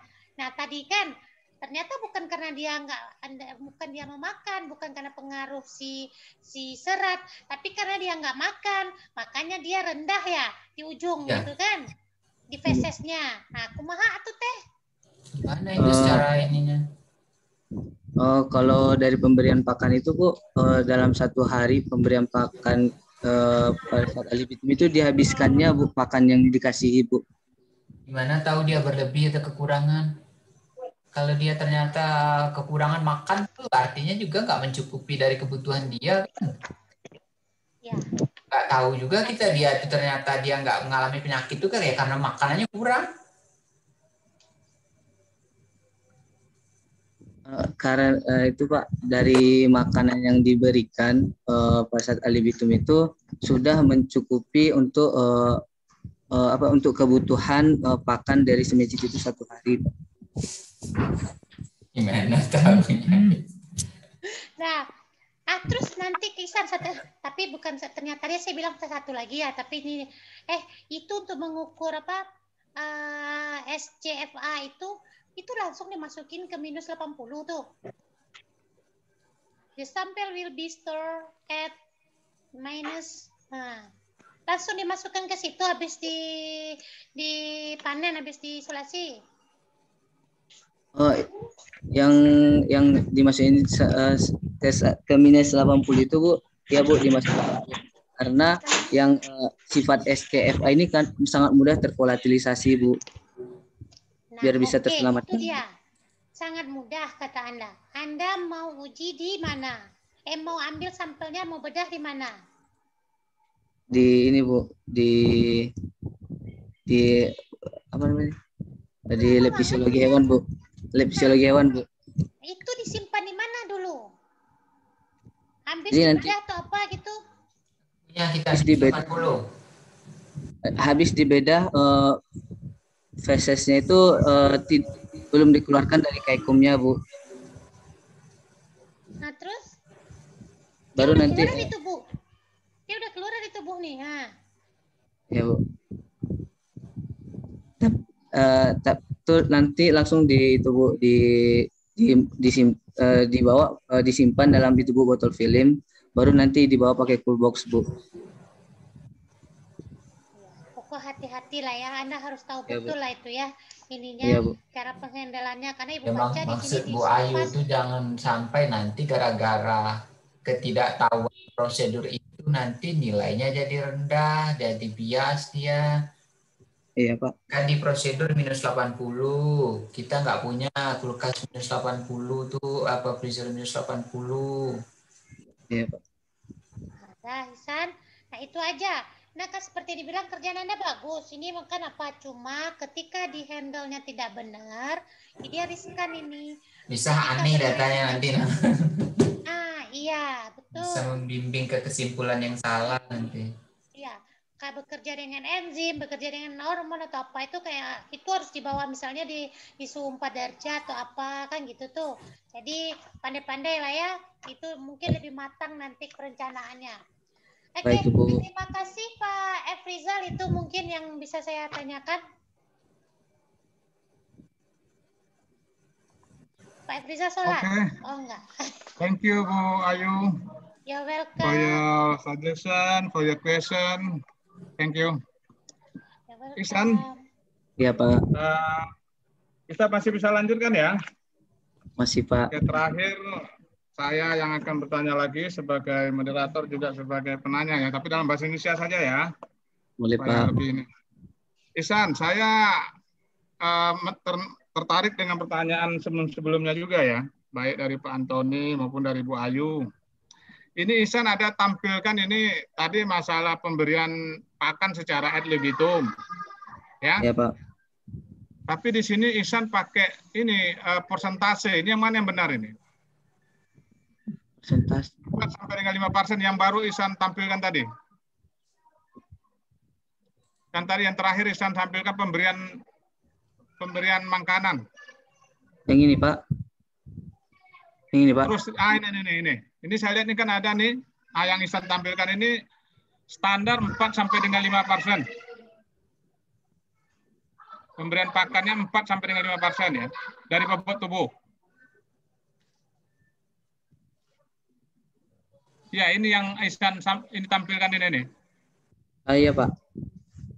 Nah, ini kan pemberian pakan kepada hewan uji 4 sampai dengan 5%. Dia seperti ini. Pemberian pakan kepada hewan uji itu, Pak, kalau pakan normal iya, Pak, 4 sampai 5%, Pak. Itu itunya, Pak, kadar lemaknya, Pak, standarnya, Pak, di pakan itu, Pak. Bukan. Jumlah yang diberikan berapa? Sesuai dengan ini, 4 sampai dengan 5% dari bobot tubuh. Iya, Pak. Untuk seluruh hewan uji. Iya, Pak. Seluruh pelakuan. Nah, ini yang saya masih ragu pemahaman Ihsan dengan ad libitum. Jadi apa bedanya 4 sampai dengan 5% kemudian dengan ad libitum? Oh, enggak arti ad libitum, Pak. Itu beda jadinya. Kalau berbeda dia itu, Pak. Dia itu menggunakan pakan yang kadar lemaknya itu lemak standar itu yang merupakan kadar yang lemaknya sangat merupakan lemak yang kadar lemaknya itu rendah, Pak, untuk dikonsumsi. Kan kadar lemaknya maksud Pak itu jumlah pakan yang diberikan itu apa bedanya dengan ad libitum atau yang Ihsan batasi ini? Apa kategori tadi 4 sampai 5% per berat badan itu kan nggak masuk ad libitum lagi, Pak? Artinya sudah ditakar segitu. Iya, itu maksud saya itu, Ihsan. Ihsan dudukkan dulu. Ini pemberiannya 4% ya? Atau secara ad libitum? 4 sampai 5%, Pak. Apa dasarnya itu? Nah, gimana yang tertulis ini? Coba yang benar saja, yang mana yang dilakukan ini? Di proposal apa tertulis? Terus di slide-nya sama nggak sama yang di proposal yang direncanakan? Nggak ada pula. Nah, harus pasti-pastilah. Ya, Pak. Yang mana yang Ihsan lakukan? Coba. Yang dilakukan itu yang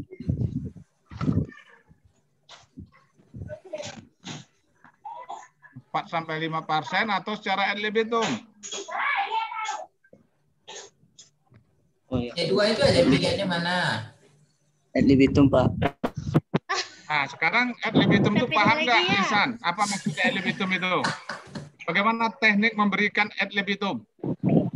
Teknik pemberian ad libitum itu, Pak, pemberian perlakuan normal kepada mencit, baik secara Siapa makan. bilang seperti itu? Siapa yang bilang pemberian normal pada mencit itu namanya ad libitum? Definisinya apa ad libitum ini, Ya. Apa yang pemberian normal? Nah,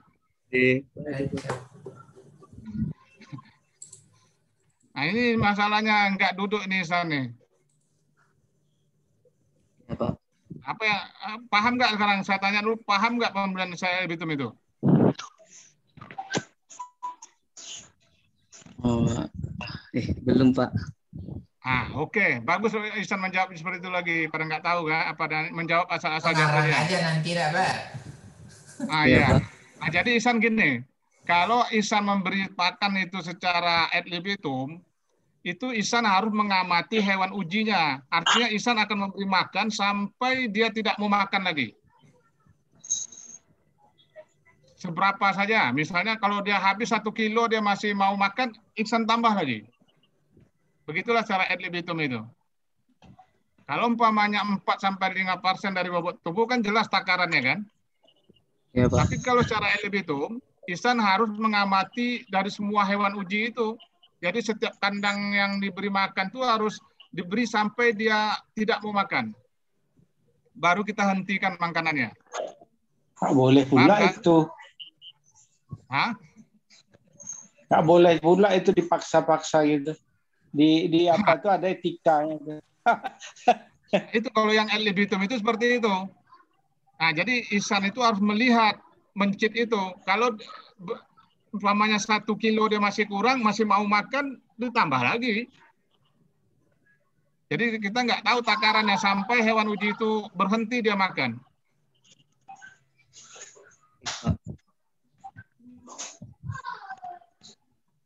Nah, gimana Ihsan?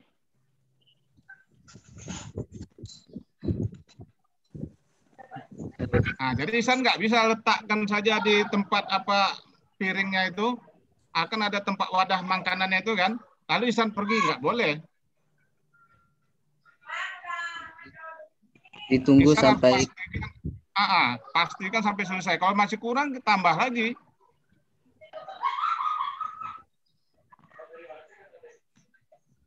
Nah, gimana Ihsan?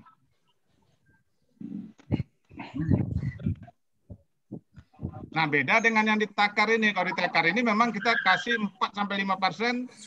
Nah, sesudah itu tergantung dia mau habiskan atau tidak, itu terserah. 4-5% dari bobot tubuh, itu jelas sekian gram. Semua hewan uji sama. Tapi kalau ad libitum, itu harus ini. Nggak tentu jumlahnya, tergantung daripada tingkah laku hewan itu sendiri. Kalau dia masih lapar, kasih. Sampai dia berhenti sendiri. Memang dia tidak mau lagi makan. Nah, jadi yang mana Ihsan? Dari yang kami perlakukan Pak, itu yang 4-5% ini Pak, itu ditakarkan Pak. Nah, kalau ditakarkan itu namanya nggak ad libitum. Ya, Pak. Ya, kalau ditakarkan ini berarti kita sudah tetapkan jumlahnya itu per bobot badannya. Jadi semua hewan uji akan sama dapat jumlahnya itu. Ya? Ya, Pak. Nah, cobalah nanti diskusikan. Nah, itu satu, Ihsan. Kemudian yang kedua, Ihsan, kalau biasanya hewan, ini kan kita buat ini makanan, ada yang pakai lemak tinggi apa semua kan. Katakanlah Ihsan ambil pakai 4-5%. Ya. Berarti kan makanan itu beda-beda itu energinya itu. Iya, Pak. Ya kan? Yang jelas artinya ini energi yang Ihsan berikan ini pasti berbeda itu. Nah, sekarang kalau Ihsan takar 4-5%, biasanya hewan akan berhenti makan kalau energinya sudah tercukupi. Nah, hewan itu tahu dia, Ihsan. Maka kalau energi dia sudah tercukupi, maka dia nggak mungkin dia ini kena diabetes. Kecuali kalau Ihsan paksakan makannya. Misalnya melalui infus gitu kan. Nah, dia kan nggak bisa kan. Tapi kalau dia disuruh makan sendiri, dia bisa berpikir, San, wah ini energinya udah cukup untuk saya, maka saya nggak mau makan lagi. Nah, itu gimana, San? Kalau Ihsan bisa coba itu. Kalau yang pertama tadi Pak, dia betul Pak, hewan tersebut akan berhenti atau merasa kenyang ketika dia mengonsumsi sesuatu itu sudah sesuai dengan takarannya, tercukupi energinya Pak. Jadi kalau dari kami Pak mensiasatinya itu tuh pakan yang seperti pakan berlemak tinggi ini Pak, itu kan dicampur dengan itu Pak, Repio pakan standar. Jadi kan gini, campur pakai pakan standar, berarti kan energi setiap pakan itu udah berubah itu. Ya, pakan Pak. A, pakan B, pakan C, pakan D. Nah, hewan itu akan mengkonsumsi makanan itu sesuai dengan kebutuhan energinya. Itu kalau diberikan. Kecuali kalau Ihsan memasukkan makanan ke dalam badannya, dia tidak punya alternatif. Nah, itu yang dikhawatirkan oleh salah satunya Bu Ayu tadi. Maka dia ragu benar nggak ini hewannya. Kalau disuruh makan sendiri dia tahu itu. Ah, ini energi saya udah cukup. Jadi nanti pengaruhnya San bukan di serat itu, tapi adalah di poin nutrisinya. Nutrisi mana? Bisa saja dari protein. Ya, kalau energi tercukupi, tetapi maka itu ada namanya imbangan protein energi.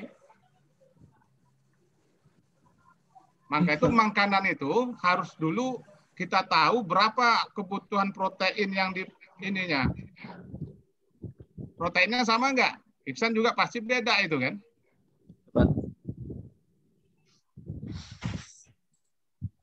Nah itu. Akan dipelajari lagi Pak. Nah, coba itu nanti dipikirkan San ya.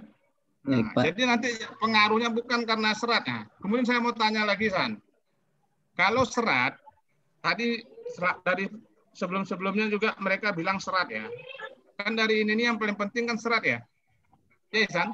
Iya Pak. Nah, kalau umpamanya saya bilang begini, kalau serat kita ganti dengan pucuk perancis. Pucuk perancis tahu San? Enggak, Pak. Daun pucuk ubi. Oh, daun tahu, pucuk Pak. ubi apa Putra ya? Iya, Pak. Daun pucuk ubi. Bagaimana itu kan seratnya tinggi juga itu San? Kalau dibanding itu Pak, dari organ dari tumbuh itu sendiri, serat yang kalau dibandingkan serat antara daun pucuk ubi daun dengan ubinya sangat berbeda jauh Pak. Enggak, kita maksudnya bisa enggak daun pucuk ubi juga mengurangi diabetes? Bisa Pak, namun kadar seratnya itu belum itu Pak, belum sebaik kadar serat yang ada di ubi. Pernah Isan tahu? Tidak ada referensinya. Saya interupsi Pak Silakan Pak. Saya interupsi. Jadi gini, makanya tadi Isan, pemilihan serat itu tentu sudah mempunyai kriteria ya. Jadi serat-serat yang Iksan tampilkan tadi itu kira-kira ini kan nanti untuk manusia juga nanti ini apanya kan tujuan akhirnya. Nah kalau dipakai yang tadi itu mungkin tidak ada pengaruhnya terhadap orang yang ini kan untuk manusia. Kalau pucuk peranci, bayam segala macam itu bagus, tapi untuk orang asam urat nggak bagus itu. Nah, gitu. Jadi kita harus mengambil serat tadi itu yang sama sekali tidak ada efeknya kepada orang-orang yang lain yang ada penyakit-penyakit. Itu salah satunya tadi itu.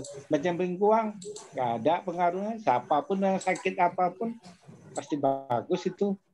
Tapi kalau kata Pak F tadi itu seperti pucuk peranci, orang asam urat tuh makan pagi sore udah jadi dia. Jadi percuma aja kan.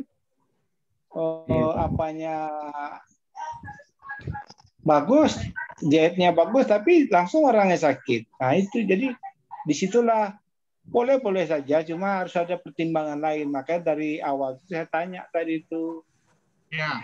Nah kita harus mengambil serat yang memang tidak ada efeknya sama manusia yang lain yang tidak normal. Nah, gitu aja. Ya. Kisan ya. Baik, Pak. Cepat. Ya. Artinya Iksan di latar belakangnya itu harus jelas. Itu yang ditanya oleh Pak Anton tadi.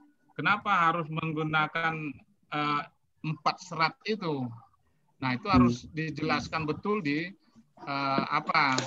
batasan-batasannya itu ya. Kemudian Isan, saya melihat ini. Coba Isan tampilkan parameter Isan yang di slide. Parameter yang diukur Isan. Ya, Pak. Nah ini kan? Iya Pak. Yang di sini Isan kan pertama kali mengukur level glukagon, like peptide, GLP-1. Tapi saya lihat di problem formulation-nya itu tidak begitu, bukan glukagon. Nah ini gimana nih San?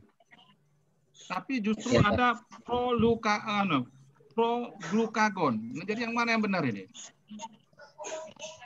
Itu glukagon. Masalahnya beda kan?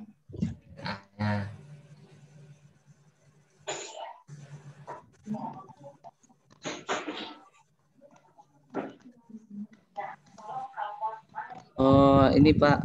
Proglukagon. Maaf sebelumnya Pak, yang proglukagon ini itu nama lain dari gen GCG gen Pak. Jadi maksudnya sama ini. Maksud Pak F itu. Nah, maksudnya artinya yang ini dengan yang di apa itu sama maksudnya. Nah, itu yang harus jelas. Saya pikir kan kalau proglukagon belum jadi glukagon dia. Pak. Dia yang akan akan menjadi hormon GLP-1. Jadi yang mana sebenarnya mau yang kita amati? Yang glukagon atau proglukagon? Proglukagon Pak. Nah kalau gitu parameternya semua sama. Jadi tak boleh, asli kita harus konsisten nulis itu. Ya Pak, baik Pak. Ya. Nah coba yang keduanya parameternya mana? Ya Pak. Nah nih, ini yang kedua lain lagi Jan. Coba lihat nih, level of glucagon like peptide. Nah ya, coba baca di apanya?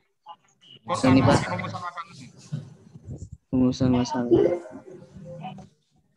Ini kan slide tadi rumusan masalah itu. Nah, di sini justru level of GLP-1 hormone.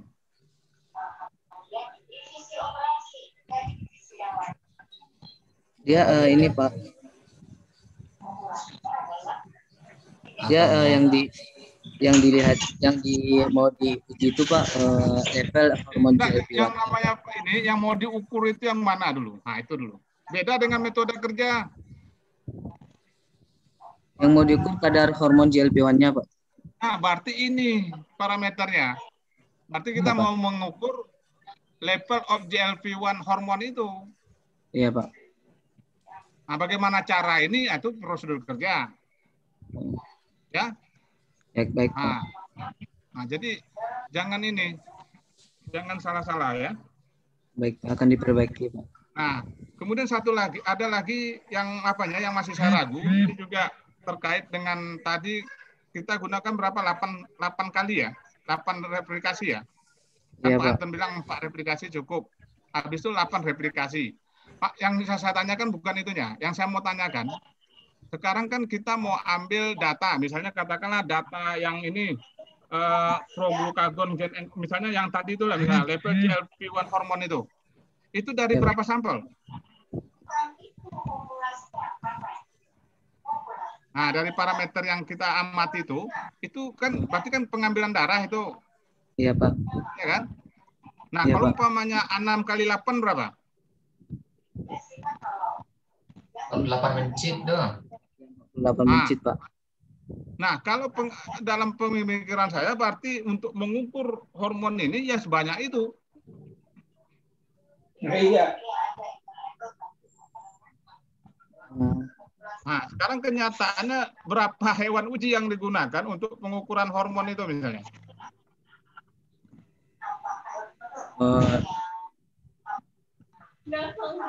Mencitnya mau diukur nggak?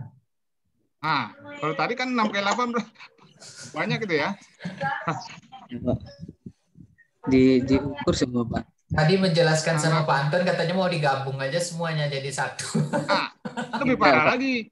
Ini kalau diukur semua seperti perlakuan itu nggak cukup nanti uang Pak Putranya. Uang proyeknya nggak cukup Cukup Pak. Cukup. Masa nggak cukup? Numpang di labor Pak Anton. Banyak Pak Anton. 6 kali 8 Pak Anton. 300 juta banget nggak cukup Pak. Gimana Pak? Oh jadi Pak Putra ini 1 M ya Pak Anton ya? Makasih Pak. Makasih M-nya Pak. Coba ini lagi pikirkan ya. Jadi maksudnya di perlakuan itu disesuaikan dengan parameter, karena parameter ini kan mahal ini yang Isan ukur ini ya. Nah itu Maksud saya berapa sampel yang akan kemudian nanti terkait dengan analisis kuantitatifnya. Nah itu kalau bisa di kuantitatif, tentu sekian sampel itu ya. Ya Ihsan ya. Baik Pak, akan dicek kembali. Ini semua ini pakai apanya alat untuk upahnya itu mahal semua ya. Nah, jadi pikirkan nanti berapa jumlah hewan uji yang digunakan supaya bisa sesuai dengan perlakuan, sesuai dengan rancangan. Ya sana? Baik Pak. Oke. Saya kira mungkin itu saja yang apa. Kemudian nanti di dalam penulisan ini coba lihat lagi, bedakan antara parameter. Parameter itu nggak banyak itu Ihsan. Misalnya 3 tadi kan. Berarti parameter, kemudian bagaimana alat ukurnya, itu saja yang ditampilkan. Jangan prosedur kerja dimasukkan ke dalam ini metode yang lain atau bagian prosedur kerja. Ya. Baik Pak. Nah, kemudian analisis data dimasukkan parameter yang mana, ada nggak yang kuantitatif, ada nggak yang kualitatif yang mau diamati. Karena di sini di proposalnya nggak jelas. Ya, San, ya? Apakah semuanya kuantitatif atau ada yang kualitatif. Oke, mungkin dari saya itu saja Ihsan. Untuk selanjutnya kami beri kesempatan kepada dosen pembimbingnya ya. Baik, terima kasih Pak F. Sebelumnya terima kasih kepada Bapak Dr. Antoni Agustin, Bu Dr. Esti Rahayu, dan juga Bapak Dr. Efrizal yang sudah memberikan masukan yang sangat banyak Ihsan untuk supaya penelitian yang akan Ihsan lakukan ini benar-benar bisa dilaksanakan gitu ya, dan tentunya mudah-mudahan hasilnya sesuai dengan ini. Jadi tidak ada bias, tidak ada ini. Jadi banyak sekali tadi saran yang sangat berguna dari ketiga dosen penguji kita hari ini, dan juga tadi ada beberapa pertanyaan dari mahasiswa mengenai di mana Ihsan akan mengerjakan ini. Sebenarnya kita akan maksimum untuk lakukan supaya Ihsan memang benar terlibat. Kan kemarin kita sudah memasukkan surat izin untuk memang bekerja di biomedik gitu ya. Jadi bukan hanya mendrop sampel, tapi Ihsan dan kawan-kawan juga mengikuti di sana, sehingga step by step. Dan itulah sebenarnya seperti Pak Anton khawatirkan tadi. Kalau Ihsan hanya menonton saja, tentu tidak akan melekat step by step-nya, sehingga tadi ketika ditanya langkah-langkahnya ini, kayak Elisa ini, padahal waktu magang di biomedik itu kan sudah mengikuti, mengukur kadar hormon dan sebagainya yang selama 1 bulan itu nggak terlalu melekat gitu ya. Jadi banyak konsep yang mungkin tidak duduk dengan permasalahan tadi gitu ya. Jadi terima kasih Pak Anton, Pak F, dan Bu Aini juga atas masukannya. Saya sudah mencatat ini semua sarannya tadi, dan akan kita perbaiki rencana penelitian ini sesuai dengan yang Bapak Ibu sarankan. Sekian, Assalamualaikum warahmatullahi wabarakatuh. Oke, thank you. Pak F. Oh iya, ya silakan Pak Anton. Saya jadinya apa namanya? Kalau nggak salah kemarin ada aturan ya dari Kaprodi ya, Pak Ad, bahwasanya setiap dosen itu kan cuma 10 menit ya. Nah, saya udah lebih dari 10 menit dari pertanyaan ini ya. Makanya saya agak kurang apa juga itu. Apa kita ya itu makanya kalau 10 menit bertanya saya rasa nggak apa-apa. Diskusinya yang mungkin lebih lama. Perlu juga di apa nanti itu Pak Putra, mana tahu ada apa sama Pak. Mungkin 10 menit bertanya. Iya, enggak Pak. Iya. Satu pertanyaan aja rasanya. Nggak cukup kita 10 menit Pak. Nah, iya itu. Enggak, kalau 10 menit bertanya, durasi bertanya 10 menit nggak jadi masalah. Oke lah, diskusi. Iya kan? Iya Pak. Cuma diskusinya. Makanya saya bilang, ada peraturan baru itu apa udah dilakukan, makanya kalau udah dilakukan tuh udah menyalahi kan, apalagi sama Ihsan. Makasih Pak Putra. Oke. Iya Pak. Diundang untuk ini. Iya Pak. Diundang untuk apa nih untuk ini. Nah, sama-sama. Oke, thank you Pak Anton. Oke, thank you. Assalamualaikum. Oke, Ihsan, the last session ya, before closing. Ya Pak. I give you to say something ya. Ya Pak. Tutup aja dulu screen apanya, share screen. Ya, biar nampak orangnya. Slideshow Iya, ini.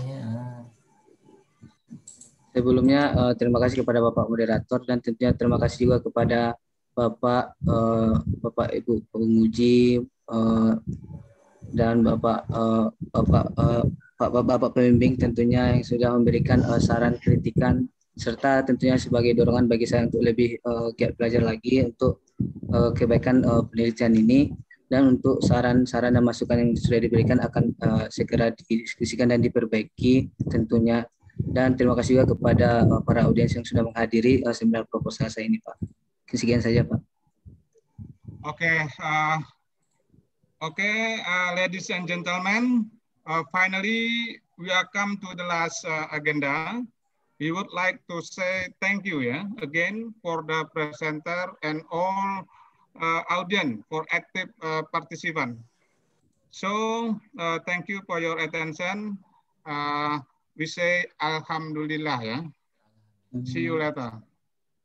Okay, thank you, sir. Alhamdulillahirrahmanirrahim. Banyak PR, Anton, Bu Ayu. Sama-sama, Pak. Terima kasih. Izin ini kita mau sholat. Oke. Atli